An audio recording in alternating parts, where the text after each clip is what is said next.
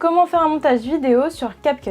Dans cette vidéo, nous allons voir comment faire de super montages vidéo avec cette application. À la fin de ce tutoriel, vous saurez monter vos propres vidéos avec votre téléphone, que ce soit pour votre chaîne YouTube, votre compte Instagram ou encore votre compte TikTok. Allez, c'est parti, je vous montre tout de suite comment faire. Dans un premier temps, vous allez devoir télécharger l'application CapCut. Je ne vais pas vous faire la démonstration entièrement parce que je pense que vous savez comment faire, mais je vous mets juste ici un petit rappel de comment faire. Vous vous rendez sur le Play Store si vous êtes sur Android ou dans l'App Store sur iPhone et vous tapez CapCut puis vous l'installez. Faites attention à bien télécharger l'application CapCut et pas l'application d'un autre éditeur. Il y en a pas mal qui copient le logo, alors faites attention à ne pas les confondre. Une fois que vous avez installé l'application, vous allez l'ouvrir en cliquant dessus. Donc voilà, on arrive maintenant sur cette interface et CapCut va nous demander de créer un compte pour pouvoir se connecter. Donc vous pouvez soit vous connecter avec TikTok, avec Google, par email ou encore avec Facebook. Une fois que vous vous êtes inscrit, vous allez arriver sur cette interface. Donc là, tout d'abord, on voit un gros bouton où il est écrit Nouveau projet. Donc ça va être pour monter et éditer votre vidéo entièrement vous-même. Ensuite, juste en haut, on a plusieurs icônes. On a l'icône appareil photo pour pouvoir prendre directement une photo ou une vidéo que l'on va éditer par la suite dans CapCut. Des images d'intelligence artificielle, mais ça sera avec le compte professionnel de CapCut, donc je vais pas en parler ici. Un icône pour retoucher, donc ça va être soit par exemple pour lisser votre peau sur une photo, ou quelque chose comme ça. Légende, ça va être pour générer des sous-titres sur une vidéo que vous auriez déjà montée. Ensuite, quand on clique sur développer, on voit qu'on a un icône AutoCut. Cette fonctionnalité vous permet par exemple de demander à CapCut de générer un montage lui-même sans que vous ne fassiez rien. Il va vous faire un montage automatique de votre vidéo. Et ensuite, on a l'icône prompteur, donc ça va être pour vous filmer en face caméra avec un prompteur directement intégré sur votre téléphone. Ensuite, dans local, ça va être l'endroit où on va retrouver tous nos projets de montage. Donc dans un premier temps, je vais vous montrer l'option AutoCut. Donc pour cela, je vais cliquer dessus. Donc là ici, il va nous demander quelle vidéo on souhaite voir apparaître dans notre montage. Donc moi, je vais par exemple sélectionner celle-ci et celle-ci. Donc pour cela, j'ai cliqué dans le petit rond en haut à droite. Si vous souhaitez voir une des vidéos que vous avez sélectionnées pour être sûr que c'est la bonne, il vous suffit juste de cliquer comme ça sur la vidéo. Et là, la lecture se fait. Ensuite, pour générer notre montage, on va cliquer sur suivant. Donc là, on voit qu'il est en train de générer notre vidéo. Et voici le résultat qu'il nous propose.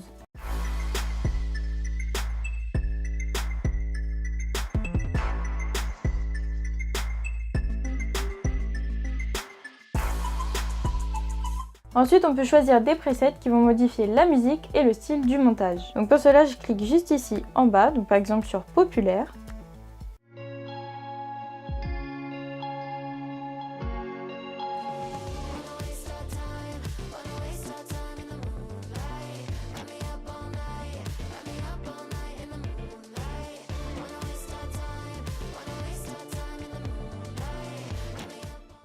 Donc si par exemple ce modèle me plaît et que je souhaite modifier la musique, je vais cliquer ici sur son par défaut. Donc là on peut réécouter le son juste ici en cliquant sur play. Et si on veut le remplacer, on va cliquer juste ici sur remplacer. Donc ici on peut choisir soit des sons de TikTok, soit des sons de notre bibliothèque, ou bien de CapCut. Donc pour utiliser les sons de TikTok, il vous suffira juste de cliquer ici et ensuite de vous connecter à TikTok juste là. Pour accéder aux musiques de votre bibliothèque, il vous suffira juste de cliquer sur le petit dossier juste ici. Et si vous souhaitez utiliser les sons de CapCut, vous avez ici différents styles qui sont présentés, ou bien vous avez une barre de recherche si vous savez déjà quelle musique vous souhaitez utiliser. Donc par exemple, je vais aller dans Vlog, et quand je clique sur la musique, je peux l'écouter. Je vais par exemple choisir celle-ci.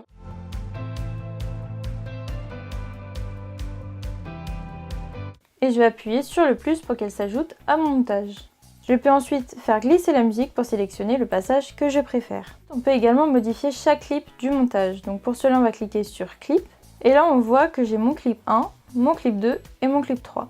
Donc par exemple, quand je clique sur modifier sur le clip 1, je peux soit le remplacer par une autre vidéo, soit le recadrer ou encore augmenter ou baisser le volume. Donc si par exemple je fais recadrer, à l'aide de mes doigts, je peux agrandir l'image comme ceci ou la rétrécir.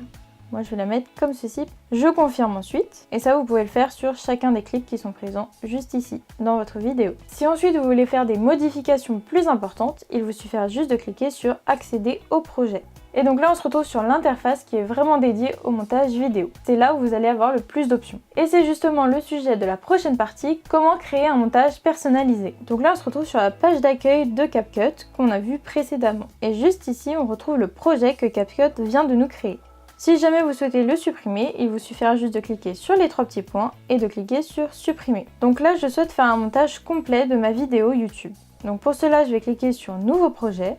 Et donc je vais venir sélectionner mon rush de base qui est donc le face caméra d'Olivier. Je le sélectionne comme tout à l'heure en cliquant sur le petit rond en haut à droite et je fais ajouter. Donc là on voit que dans la timeline qui est présente juste ici, mon rush a bien été ajouté. Si jamais vous avez des images d'illustration que vous souhaitez ajouter à votre montage, je vais vous montrer tout à l'heure comment le faire. Donc pour se déplacer dans la timeline, il vous suffit juste de rester appuyé et de faire glisser vers la gauche votre vidéo. Et donc là on voit qu'on est par exemple à 12 secondes sur 1 minute 54. Pour revenir au tout début, je glisse vers la droite. Ensuite, en cliquant juste ici, on va pouvoir régler les paramètres. Donc on a par exemple la résolution. Donc moi ici, je vais laisser 1080p. En fréquence d'image par seconde, je vais mettre 25 puisque ma vidéo est tournée en 25. Et ensuite, je vais laisser tel quel. Donc ici, je fais le montage d'une vidéo horizontale. Si jamais votre vidéo est filmée en verticale, le logiciel s'adaptera tout seul. Si vous avez filmé une vidéo horizontale pour faire ensuite un TikTok par exemple en vertical, vous devrez aller juste ici dans la barre en bas,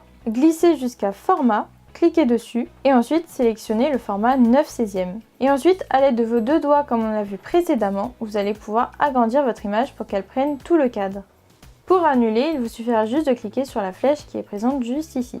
Ensuite ici, le bouton avec le triangle, c'est pour faire play sur votre vidéo. Donc maintenant, pour dérusher notre vidéo, vous allez avoir plein d'outils qui sont présents dans la barre juste en bas. Quand on clique sur modifier, vous avez par exemple l'outil diviser, vitesse, animation, etc. Donc pour dérusher notre vidéo, l'outil qu'on va le plus utiliser, c'est l'outil diviser. Donc par exemple là je vais faire glisser ma vidéo vers la gauche pour savoir quel morceau je dois enlever au tout début de la vidéo. Donc là Olivier est en train de me donner des indications sur le titre de la vidéo, il fait son clap avant de commencer à parler. Et là je vois qu'il est en train de prononcer le premier mot. Donc tout ce qui est avant ce moment, je n'en veux pas du tout dans mon montage, donc je vais cliquer sur diviser. Donc là on voit que j'ai désormais 2 vidéos distinctes. Je vais venir sélectionner mon morceau qui est juste devant ici et je vais cliquer sur supprimer. Et donc là on voit qu'il n'y a pas toute la préparation d'Olivier, mais qu'il commence directement à parler. Donc ensuite je vais déjà réfléchir quand est-ce que je vais mettre des zooms et des dézooms dans mon montage. Donc pour savoir quand les placer, en fait il faut que vous lisiez la phrase, et à partir du moment où vous allez mettre une virgule ou un point dans cette phrase, eh bien il faudra placer un cut dans votre montage. Donc par exemple je vais faire play. Super nouvelle pour vous les gars, c'était vraiment trop important pour ne pas vous en parler, surtout Au moment où il va dire surtout, je vais placer un cut. Petites chaînes YouTube qui sont en développement. Là, il a par exemple une respiration, donc je vais venir l'éliminer également en mettant un cut juste ici et jusqu'à ce qu'il reparle. Je vais venir sélectionner le morceau du milieu. Pour être un peu plus précis dans ma timeline, je peux l'agrandir à l'aide de mes 2 doigts, cliquer et supprimer. Donc là, si je veux affiner ma coupe, je fais lecture. Petites chaînes YouTube qui sont en développement et particulièrement... Je sens qu'il y a encore un morceau de respiration qui reste sur ce rush-ci. Donc je clique dessus et à l'aide de la poignée de droite, je vais la déplacer vers la gauche pour effacer la respiration. Petites chaînes YouTube qui sont en développement et particulièrement pour les chaînes qui décident de... Et donc je peux comme ça affiner les cuts au fur et à mesure. Donc je continue. Particulièrement pour les chaînes qui décident de mettre leur audience au centre de leur chaîne YouTube, quoi. Avec des abonnés. Donc là, au moment où il dit avec, je vais placer un cut. Et donc je vais faire ça ainsi de suite pour dérusher ma vidéo. Une fois que mon dérush est terminé, je vais pouvoir placer les zooms et dézooms. Donc j'ai par exemple ici Olivier à échelle normale. Et si par exemple sur le rush d'après, je souhaite qu'il soit plus zoomé, je vais cliquer dessus et à l'aide de mes 2 doigts, une nouvelle fois, je vais venir agrandir mon image. Ensuite, je vais venir la glisser pour qu'Olivier se rentre bien dans le cadre. Et maintenant, j'ai une nouvelle échelle de plan. Donc quand je fais play, vous allez voir que ça passe d'une échelle normale à une échelle zoomée. Vraiment trop important pour ne pas vous en parler, surtout pour les petites chaînes YouTube qui sont en développement et particulièrement pour les chaînes qui... Si je souhaite par exemple faire un zoom travelling, je vais venir cliquer ici sur mon rush, me mettre tout au début, cliquer ici sur l'icône d'image clé, me mettre tout à la fin et agrandir mon image. comme ceci par exemple.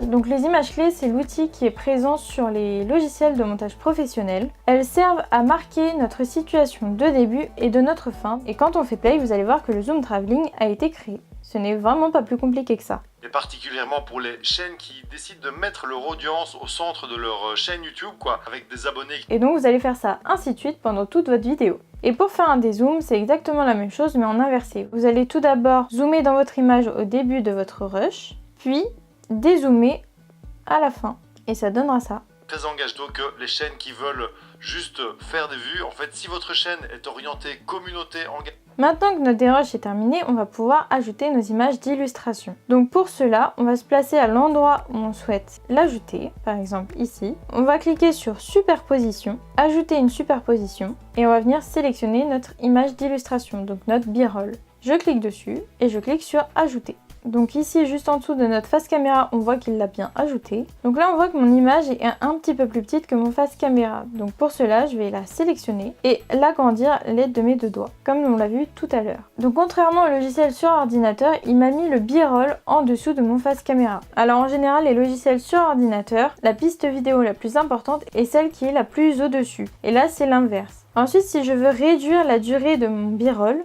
je clique dessus et je vais aller à l'aide de la poignée de droite le raccourcir en la faisant glisser vers la gauche. Donc là on voit bien qu'on a le face caméra et qu'on passe ensuite sur le b-roll. Si vous souhaitez déplacer votre b-roll, vous allez cliquer longtemps dessus et le faire glisser à l'endroit souhaité. Et là on voit que je l'ai déplacé et que désormais il se trouve à 9 secondes. Maintenant on va voir comment ajouter des lower thirds et des titres. Donc pour cela on va se placer au bon endroit sur notre montage. On va aller cliquer sur texte, ajouter du texte. Donc là on va par exemple écrire le titre de la vidéo. Je clique sur valider. Donc à l'aide de mes deux doigts je peux réduire une nouvelle fois la taille de mon titre. Et je peux également le glisser n'importe où dans mon espace de travail. Donc moi je vais le mettre par exemple juste ici en bas. Quand on clique dessus on peut modifier la police d'écriture en cliquant sur style.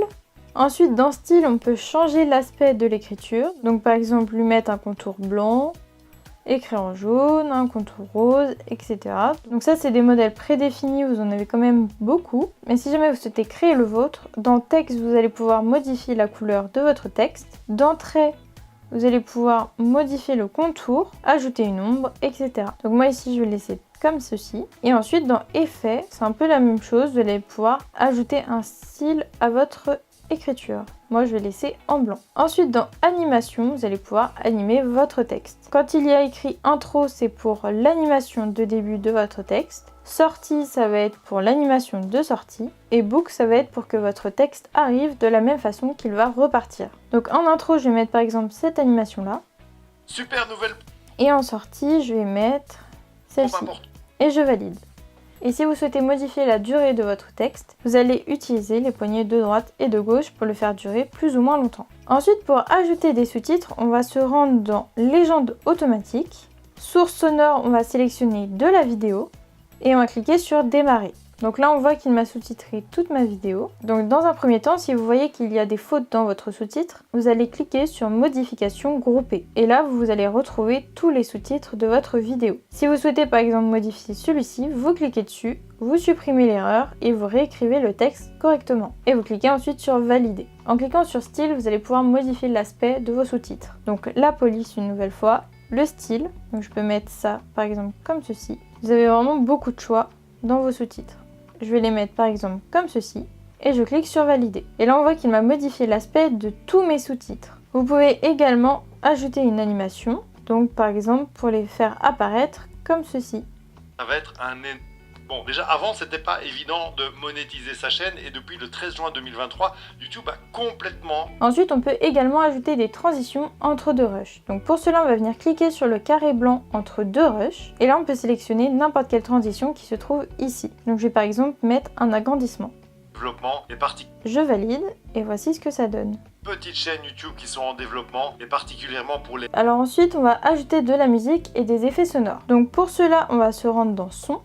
On se place là où on souhaite ajouter de la musique, donc par exemple ici depuis le début. Donc je clique de nouveau sur son. Et là comme tout à l'heure, on peut soit sélectionner des sons originaux de TikTok, soit des sons qui font partie de votre bibliothèque ou encore des sons qui sont déjà présents dans CapCut. Donc moi je vais retourner par exemple dans Vlog et je vais écouter les musiques.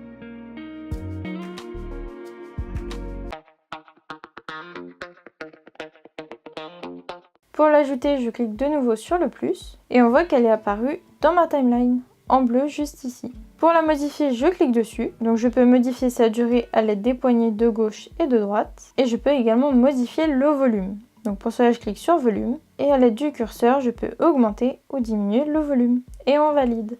On peut également ajouter un fondu en cliquant sur fondu, donc soit un fondu en ouverture et là vous allez modifier la durée du fondu ou un fondu enchaîné. Pour les effets sonores, on va cliquer sur effets et donc si vous cliquez dessus, vous allez pouvoir les écouter. Si jamais vous souhaitez obtenir d'autres effets sonores, nous avons 2 packs qui sont disponibles gratuitement, je vous mets le lien juste ici. Et donc une fois que vous avez trouvé l'effet qu'il vous faut, vous allez cliquer dessus et cliquer sur le plus. Et on voit qu'il est apparu juste ici en bleu. Ensuite, pour étalonner notre vidéo, on va cliquer par exemple sur le premier rush et on va aller dans filtre. Et là on voit qu'on a plein de filtres qui sont disponibles. Donc je vais venir par exemple cliquer sur Show. À l'aide du curseur, je peux appliquer plus ou moins le filtre. Donc moi je vais pas l'appliquer beaucoup. Et ensuite je peux cliquer sur Appliquer à tout pour que ça s'applique tout au long de ma vidéo et que je n'ai pas besoin de le faire rush par rush. Sinon, toujours dans Filtre, vous pouvez ajuster vous-même la colorimétrie de votre vidéo en cliquant sur Ajuster. Donc vous allez pouvoir modifier la luminosité, le contraste, la saturation, l'exposition, etc. Donc pour avoir un rendu vraiment personnel. Une fois qu'on a fini le montage de notre vidéo, on va pouvoir cliquer sur la flèche juste ici en haut pour l'exporter. Et là on voit que notre vidéo est bien en train de s'exporter. Et voilà, maintenant vous allez pouvoir monter vos vidéos YouTube n'importe quand, n'importe où, simplement avec votre téléphone. Et ça c'est fort parce qu'en plus c'est entièrement gratuit. Je vous rappelle qu'on organise un atelier en ligne entièrement gratuit ce dimanche à 20 h pour savoir comment monter des vidéos dynamiques sans y passer des heures et attirer vos futurs clients sur YouTube même si vous n'y connaissez rien en montage vidéo. Alors n'hésitez pas à y participer. Laissez-moi un pouce bleu si vous avez appris quelque chose, un petit commentaire ça fait toujours plaisir, abonnez-vous en activant la petite cloche si c'est pas encore fait et à bientôt, ciao!